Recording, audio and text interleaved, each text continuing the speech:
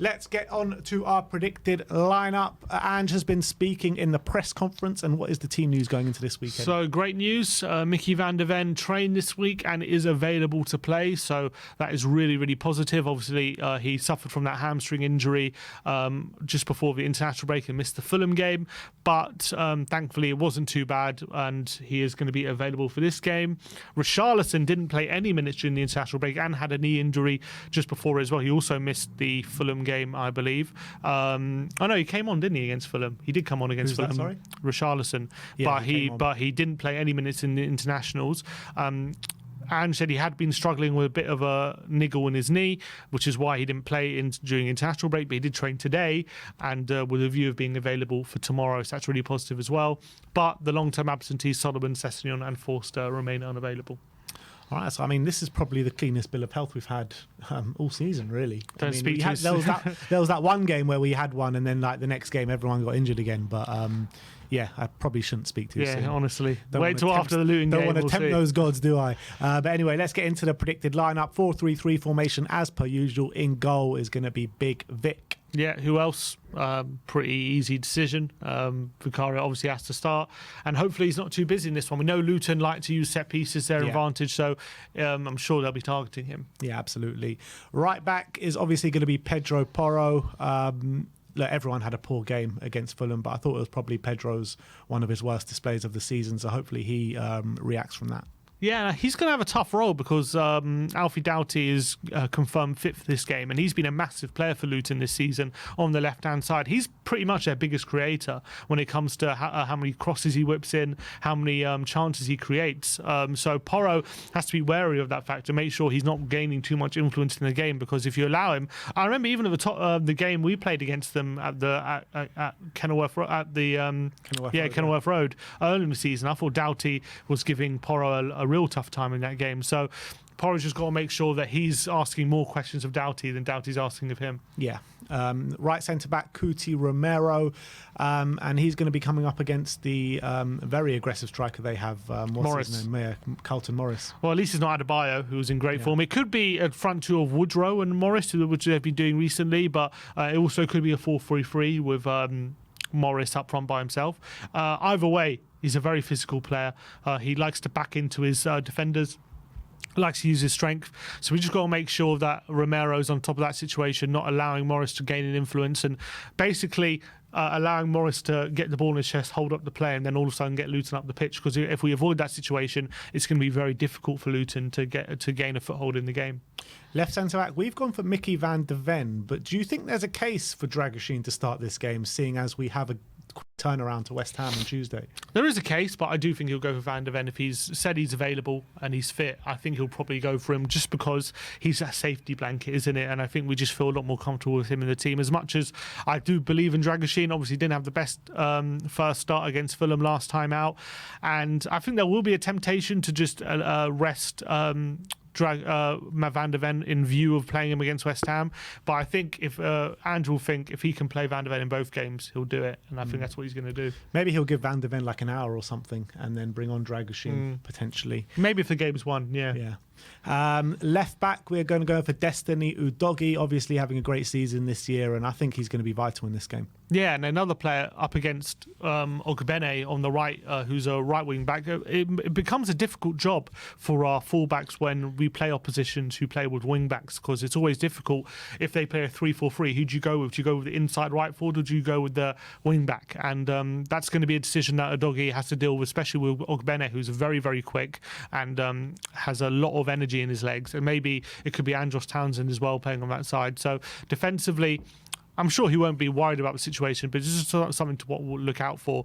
But I thought Udogie against especially against Aston Villa, was back to his best, so hopefully he gets back to that kind of form. Yeah.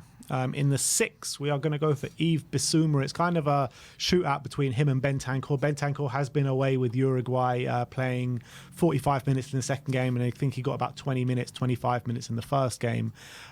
With him arriving back whenever he did, and Bissouma being at Hotspur away for the whole of the international break, we've sided with Bissouma. Yeah, I think the fact that he's been a player that, when fit, and just trusted him pretty much to start every time when fit. I know he had a poor game against Fulham, and I was actually taking off early against Fulham, but the fact that he hasn't gone away with internationals, Andrew will have 2 weeks with him to try and get his confidence back up and get him on the training pitch. So I do think he's going to put his trust in him, and especially given the fact Bentancur's playing with that broken toe, and he's still not back to his best as well, even though he had some good cameos, I thought, against Fulham and Aston Villa. I do think we're going to side with Basuma, but Basuma is going to have to watch himself because he's going to be facing, in my opinion, one of the informed midfielders in the league at the moment in Ross Barkley. I think he's having an astonishing season. Yeah, let's just hope Basuma doesn't get that frustration again and get a stupid red card like he did in the previous game against Luton. Next up, we're going to go for Pape Matar Sarr, who's been a star this season. And I'm looking forward to seeing him play because every time I see him play, I'm just loving it, to be honest. Yeah, and he's got a big role to play, I think, more on the ball, in my opinion, than off the ball. Because I do think off the ball, we're going to be able to contain Luton, in my opinion. But I think Sarr needs to maybe making those late runs in the box, but he needs to making those effective passes in the final third and really help open up Luton, because I think if Sarr's on it, they just won't be able to handle what we've got to offer. I think there's going to be too many ways of us getting through. So Sarr's got a big role to play, in my opinion. And then alongside him will be James Maddison, who had a really good cameo for England against Belgium. He was involved in everything, got that assist in the last second as well. So hopefully he can take that form into this game. Yeah, and that would have hopefully done him the world of good, because obviously against Fulham didn't have the best game, was taken off early as well, and a lot of people are saying, is he back to his, is he still suffering from an injury or whatever? All the narratives that come to play when you see a player like Maddison taken off early, but I think that, as you said, the cameo against Belgium, really good assist, and hopefully he can take that confidence into this game and start playing the way he was first 10 games of the season. I'm just thinking about this now in terms of the lineup in the midfield. Do you think that there could be a situation where he goes Maddison and Kulusevski instead of Sarr to really try and combat beating down that low block and put Johnson on the right? The reason I say no is because I don't think Luton do that low block. I mean, they will have times where they will be there just because of the amount of possession we have. But Luton are actually a team that kind of goes for you. They do attack and they do leave spaces. So I think this is probably the best balanced midfield to go for this kind of game. I think they won't be able to handle it. If we are struggling, I wouldn't be surprised if he does move Kulusevski into the centre for sure. But I do think he'll start like this. Well, I guess that was a good spoiler for you guys, because Kulusevski is going to be on the right. And I think he had a successful international break, getting goal contributions in both games. So let's hope he can take that form into this game. Yeah, it's interesting. He's been talking about his best position again in an interview over international break, and he's saying that in the future he wants to play what he called the Mazzala role, which is a half wide midfielder, half central midfielder. That's where he sees his best position and his future. And obviously that's quite interesting as to how he sees himself in the Spurs line, because he was asked, is this position his best, not his best position, is this position his position or something like that? And he said no, he wants to play, he sees his future more central and in that more Mazzala role. So I do wonder how those comments will be taken at Hotspur way, because Ange obviously does like to use him on the right hand side, but I think from a creativity standpoint he needs to be on the pitch, and I think this is the best way to fit him in for now. Yeah, I've always thought that, well, not always, but in very recent times, I've thought, his best role is through the middle, and I would like to see us, I've said it time and time again, I'd like to see us bring in a right winger and a left winger this summer and move Kulusevski and treat him more as a central player. But having said that, in this game, I think Kulusevski will be vital on that right wing. And also, you look back at the Luton game when we played them earlier on this season, how vital was Kulusevski in that second half when we went down to 10 men. He played up front and he just made that ball stick time and time again, didn't he? He was brilliant, absolutely brilliant. In the number 9 position, obviously, it's going to be Heung-min Son, who as well had a successful international break, scoring 2 goals in 2 games. And he's going to be back fit and firing for this one.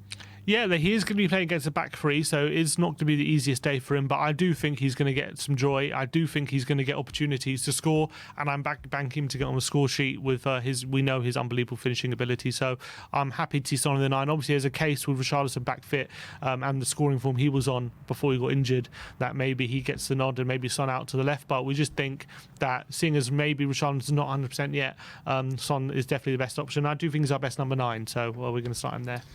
And then to finish off on the left-hand side, a shootout between Brennan Johnson and Timo Werner, which we've sided with Timo Werner. More natural on that left-hand side, where Brennan Johnson has been playing well, has been getting consistent goal contributions as well, but we've just about sided with Timo.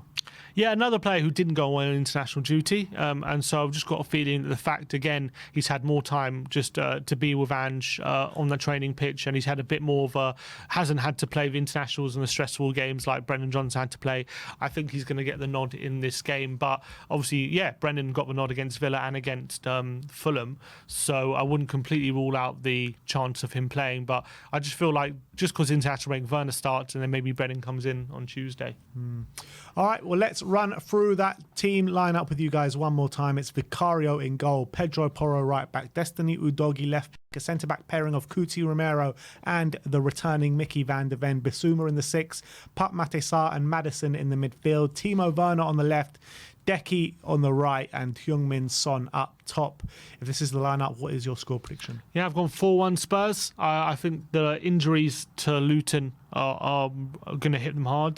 They have been hitting them hard, I think. And also, I don't think they're the same when they're playing the big boys anyway against the top 6. They've given them all games, but I feel like away from home, they're just not the same threat as they are at home in front of their home crowd in a smaller pitch. So I do think being with home advantage, I think we'll take full advantage of that. And I think we will be able to open up Luton on a number of occasions. So I'm going for a convincing 4-1 win. Yeah, I think that when you look at the way Luton play, I do think they will frustrate us early on in the game, maybe the first half an hour, 40 minutes. But I think once we do break that defence down, I think the floodgates could open a little bit and we could see ourselves scoring quite a few goals. It might take maybe even an attacking player to come on in the middle of the park. Giovanni Lo Celso, who we didn't mention, could be playing a part in this game. Lily White Rose was mentioning on Twitter today that he sees Dane Scarlett playing a role in this game as well, which I question. But well, he did score 5 goals, didn't he, in the international break? He did. It'd be nice to see, but it's not even for the under-21s. It was for the under-20s. So it is quite a low level, let's be honest with that. So I'm going to go for 3-1 to Tottenham. Sim's going for 4-1. I want to know your score predictions in the comments section below.